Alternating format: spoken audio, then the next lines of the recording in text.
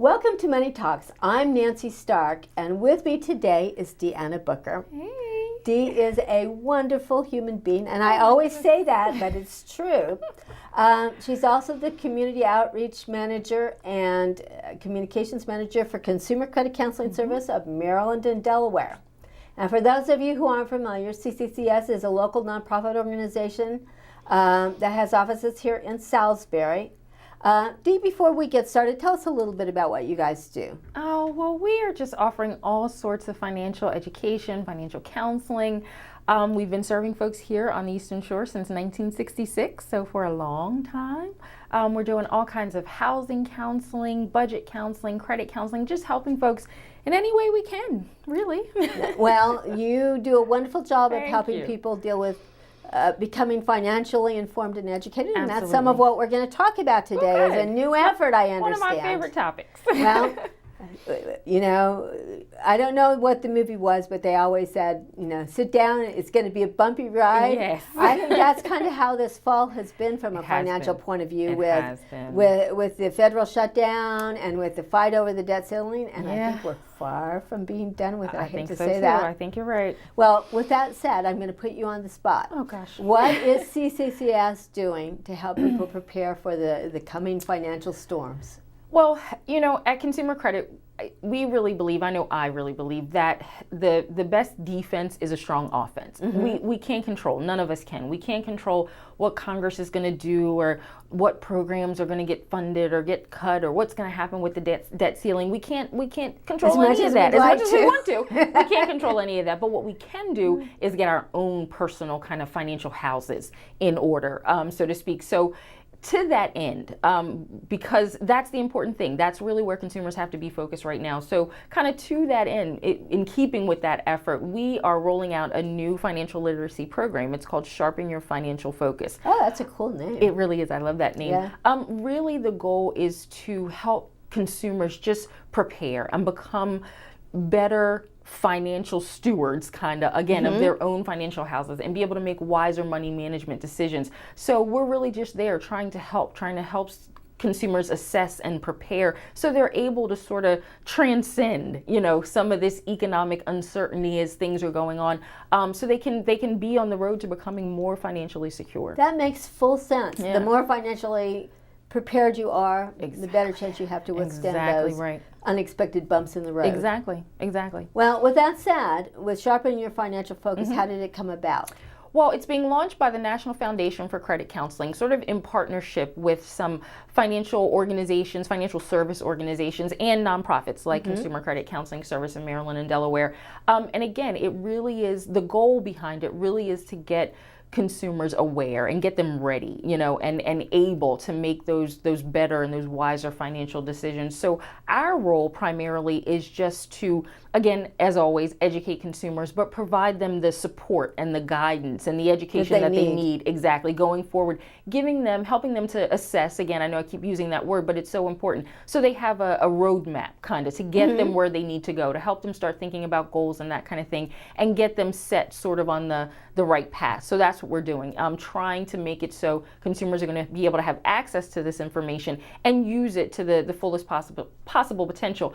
There are three elements, kind of key elements to the program. We're talking about assessment, we're talking about implementation once we do that assessment, and then again the ongoing education piece of it. So there's actually three phases. Exactly. Why don't we take a look at each of those, starting with that first stage of implementation? What happens there? Well, actually, what we're doing first is assessing, because implementation. Thank you. Right, no, but implementation, that really is the key. That's really what's kind of gluing it together. But first, sense. we've got to do that assessment and figure out, or help clients and help consumers figure out where they stand now. So what's going to happen is clients are going to call in to our 800 number. It's 1-800-642-2227, and set up an appointment with our certified financial professionals where they're going to have this review done. Our professionals are going to look at their budgets, figure out where they stand right now financially. You're going to help them look at, determine where they are now so that they know where they can go. Exactly right. Again, it's that roadmap. So help them think about where they want to go, what needs to happen, for them to get there, and that's kind of the implementation. And we're going to do that review. We're going to work on budgets. We're going to talk about goals, what it is that they're working toward. And so we're going to do that throughout a session where the counselor is going to be really involved, or the financial professional is going to be really involved with helping that consumer step by step, through that assessment, and making sure that it really is understood, that they're clear about where they are and what it means for where they need to go. Now, in some cases, I'm going to bet that means that you're going to be looking at some of the things that they're doing that they need to do differently. Exactly right. Exactly right. So, for example, maybe if they've been using credit cards to pay for basic living expenses, we're going to think about, okay, what are some ways maybe that we can make some better choices here, and get them on a better road. So maybe it's time to, okay, let's look at cutting back on eating out or cutting back on entertainment. And with that money that we're saving, we're going to have more money to put to the essential expenses, like the rent or mortgage and that kind of thing. Right. Maybe, hopefully, a consumer is going to get to the point where they can even start putting money in a savings account, which again is all working them toward their goal. So you're exactly right. We're going to be looking at those kinds of things, again, just seeing how they fit on that roadmap to where the consumer is trying to go. Well, that makes full sense, and having emergency savings in an era like what we live in is a really important thing. Absolutely. It seems like to me. Absolutely. Now we get to go to implementation, right? What happens in implementation? Well, it really is about, like I was saying before, it's the glue. So it really is about working with the client to figure out, okay, how do we implement those strategies that we were looking at and talking about briefly in assessment? So how do they get, how are things going to work? How are they going to stay on the roadmap? What are the best strategies for putting these plans into action? Okay. And what are going to be the things that are going to further them along on that process? So it really is about doing the work now. Once we've done the planning and the assessing, doing the work now. They have to roll up their sleeves and get busy. Exactly right. Exactly right.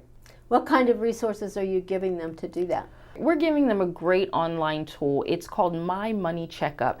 It really is a really great tool to help consumers be able to check kind of on their progress to see if they're implementing the tools and the steps and the strategies that we set out, if they're really working towards them. So it's going to give them some pointed information in probably about 4 key areas. So we're talking about budgeting and credit management, we're talking about savings and investing, we're talking about saving for retirement, home equity, some really key personal finance areas that we really want consumers to be paying attention to. So it's going to allow them, that My Money Checkup tool is going to allow them to assess for themselves their progress, as they go through. And they're going to be able to take a little kind of summary, so to speak. It's got some self-directed questions, some topic-specific questions about those, again, key areas where consumers really, again, are going to be able to check on their progress and analyze how it is that they're doing, how things are coming along. Now, can they only use it right after they've gone through the credit counseling part of the process? No. They can use it anytime. It's an ongoing tool. Again, it's that ongoing education that we're really committed to giving them. So absolutely, they can use it at any point. So they might start out and do an assessment at the very beginning, right, and then right after they talk to the counselor. Exactly, and then come back, check up, as they get further down the road. That's really what it's for, to keep doing that sort of self-assessment as they go through the process. Oh, okay. And how do they go about accessing it? They can go right to our website. It's www.cccs-inc.org. And I guess it's probably in the resources section? It is. You're so familiar with our site, Nancy. Thank you for telling me It's that. a wonderful It is. site. I'm glad you like it. It is. It's in the resources section of the site. Again, all kinds of great information there. That's wonderful. Well, I've read recently that financial education online tools are becoming increasingly important. Why is that? I think it's important because it's convenient. They're becoming, it's been important, but what it's becoming now, I think, is popular. And I think it's because we're a web-based society. Right. We're doing everything online. There's banking and there's all kinds of, different things that we're accessing all the time online. That's where our focus is kind of nationally. Right. So it just makes sense to me that financial education and financial literacy information should be available online, and that it's so popular.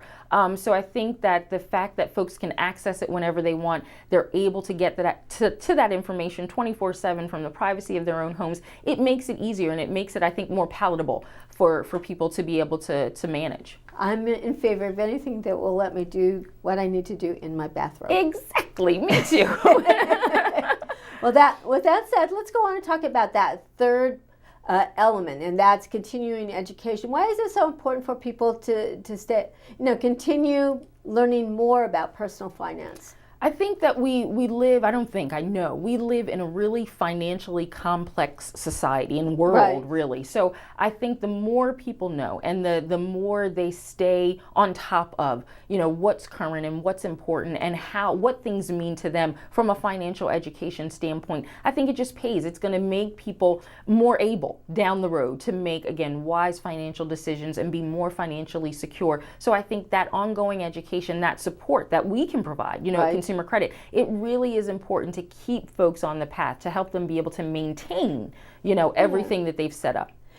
If we want them to be thinking about it on a regular basis, it's nice that they can access it 24/7. Absolutely. The more access you have, the more you're reminded, of it. Right. I think that it just helps. It really does. Well, beyond My Money Checkup, what other resources do you provide to them?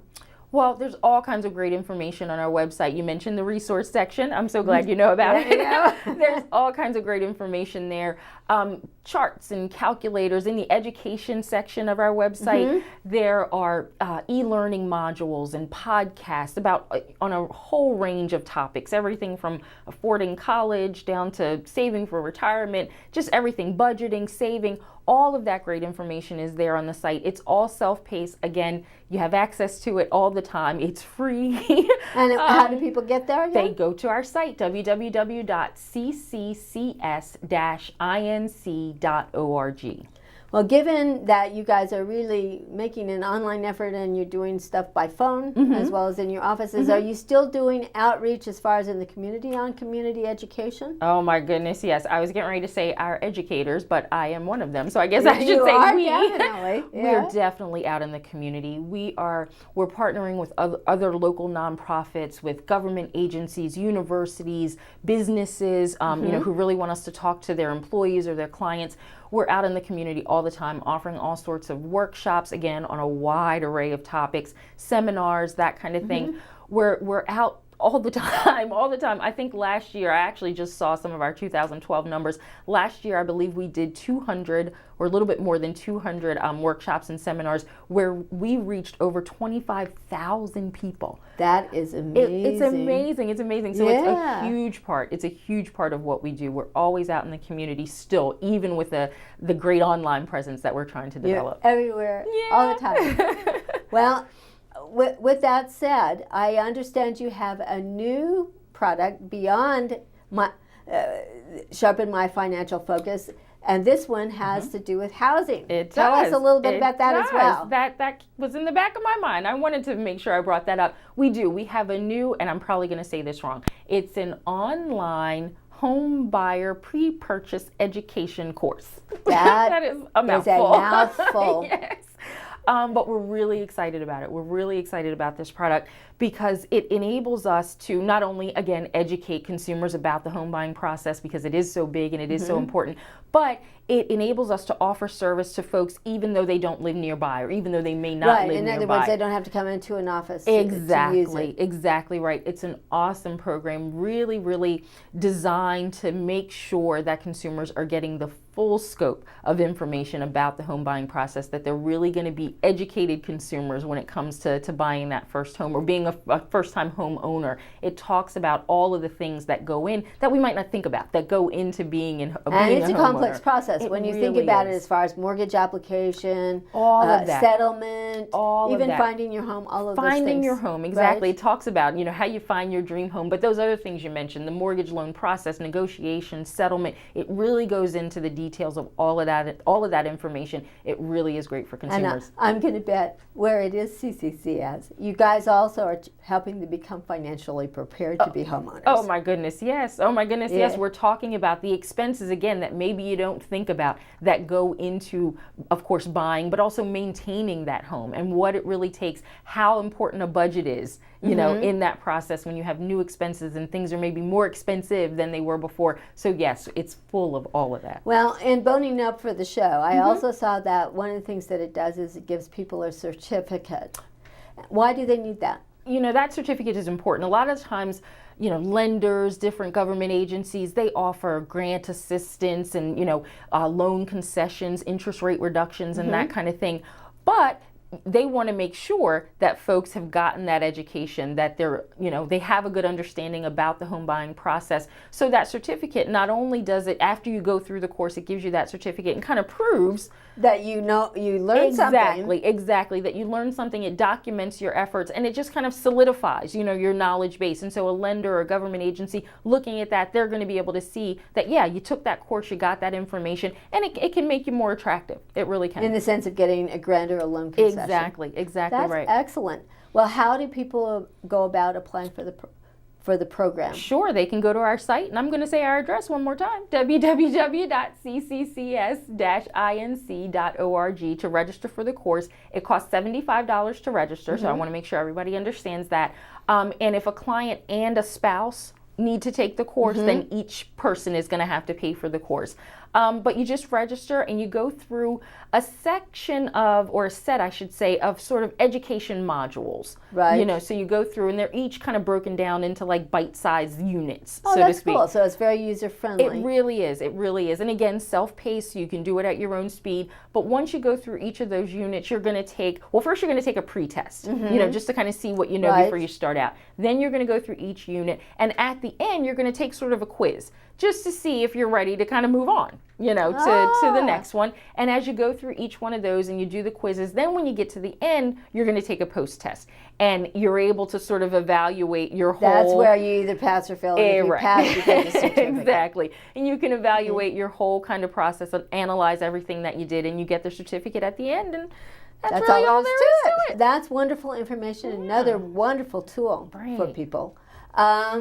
Knowledge is certainly power. It is. And it's interesting. It is We actually had a call from a viewer about that. Goes on that topic. Last time, remember in October we were talking about identity theft. Yes. And she called me. I couldn't believe this. It was great. She called me. And she has 3 kids. And the part of the identity theft part discussion that she was really interested in was the part that had to do with child identity theft. So I thought we might take a few moments today and talk briefly about that. Certainly. Why is child identity theft a growing concern? Well, I think it's because, millions of us, and I know you remember this from the last time we talked, millions of us are victimized every year by identity thieves. I mean, it's just a staggering number. And so identity thieves are so brazen, and they're taking Social Security numbers, and they're using them. That's a major thing that they take. Absolutely. They're using them to open new accounts or raid existing accounts or get medical benefits or get employment, all kinds of things. And we don't think about sometimes children having Social Security numbers. But the fact is they do. They do. And it's a growing problem. It's a growing concern. It really is. There was just a study done recently that said 2.5% of households in this country with children have children who are the victim of identity theft. That's amazing. That's a big number. It might not sound like it, 2%, but it's still a big number. So it really is a growing concern. So the fact that mom, called in and she wanted to know a little bit more about it is telling, because it really is, it's a bigger problem, I think, than a lot of folks realize. Well, why is this happening? Well, I think because, there are a bunch of reasons, but I think the main one, the thing that's really driving it, is because children have clean credit. I think it's that simple. Identity thieves are always looking for the easiest and cleanest victim. Right. And so because children have clean credit, it's easy for them, and it makes them more attractive. Certainly more attractive, I would think, definitely, as a target. to identity thieves. I think that's why it's just becoming so much more of a problem, because identity thieves have figured out, that children have clean credit, and it's easier. Well, I bet it's also because when children have that credit, they aren't really using it. Exactly. And so I know for me, if I have a credit card, I get a credit statement every month. Exactly. And that's one of the ways I can kind of check to make sure that I haven't had a problem with an identity thing. Exactly, but children don't have that, so they're not getting statements in the mail every month. You're exactly right. They're not getting, credit reports. Some of us as adults, we're checking our credit reports semi-annually, and we know what's happening, and we can, notice things if things are out of place. But that kind of thing isn't happening for children. And if parents aren't aware,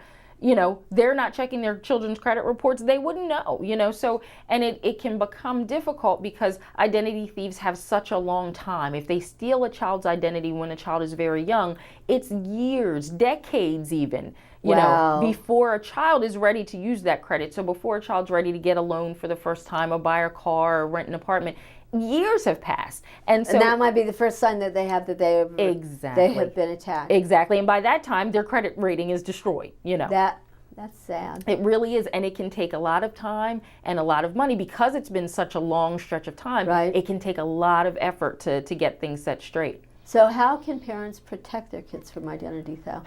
I would say, you just want to take some really, really basic precautions. Make sure that you're locking up all of your child's, documents, their birth certificate, anything with their social security number on it, those kinds of sensitive documents. Make sure you keep those things locked in a secure place. They're not just out, even in the house. Yeah, because it can be someone absolutely. like a relative or even friend. You're exactly right. It usually is. Studies show that the folks who are victimizing us are usually people that we know when it comes to identity theft. So if you've got a person that lives in your house who's an adult and maybe they're looking for a fresh start, it might be the temptation there to steal your child's identity. So keep those things locked away. Don't share your child's personal information with anyone that you don't know, that you don't trust.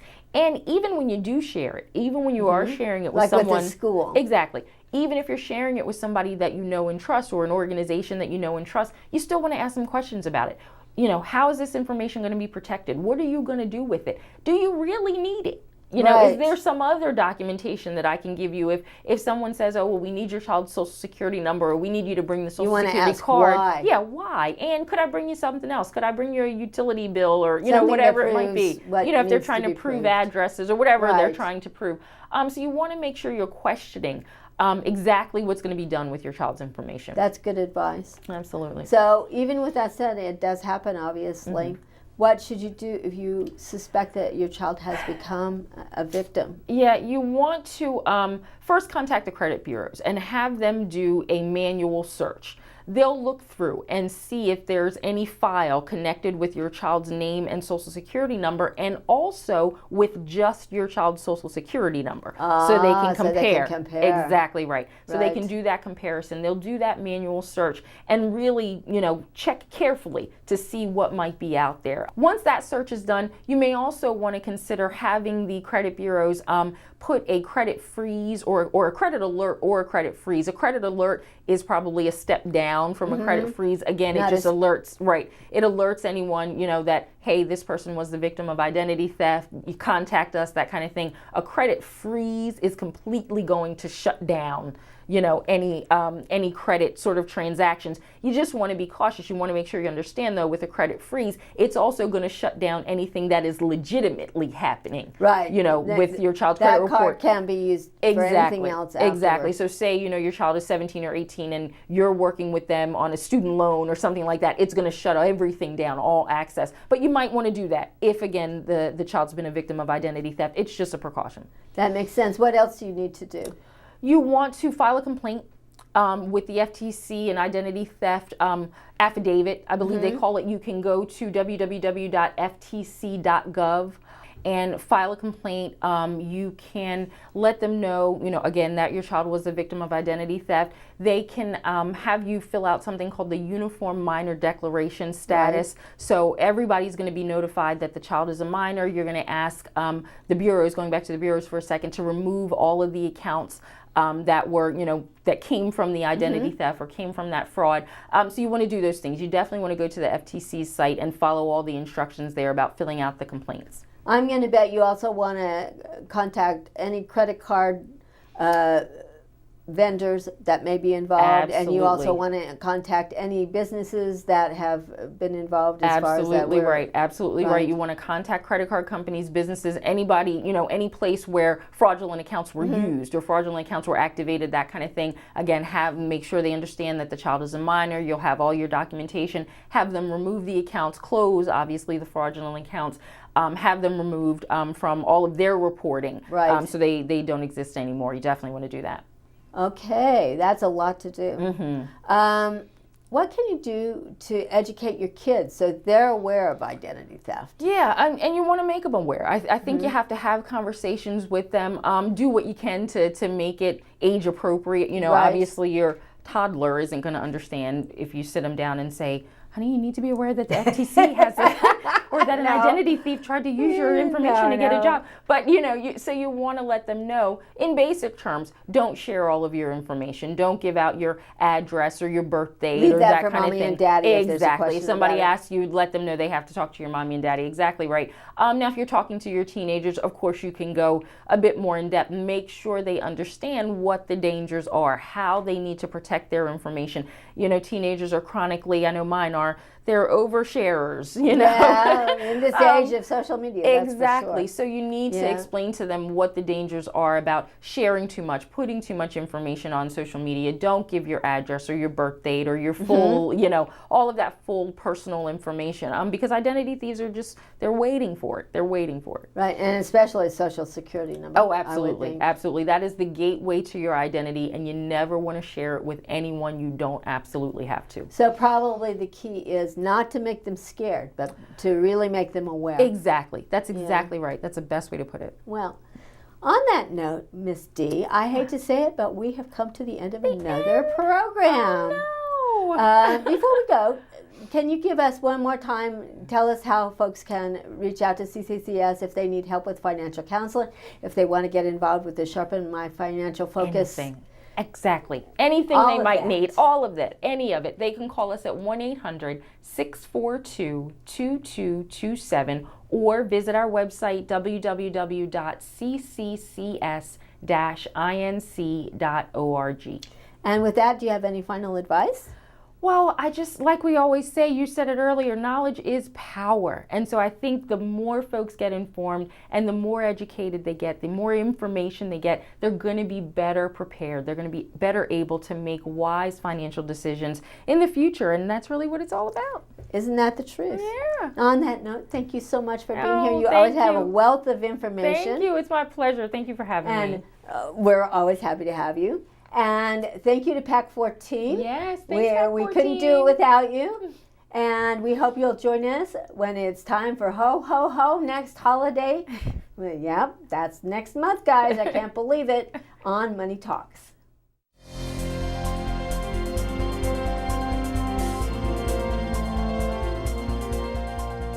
Would you like to see your community organization or nonprofit group featured on Pack 14? To get started, contact us at 410-677-5014 or visit our website at www.pack14.org. Pack 14 is a great way to connect with your community.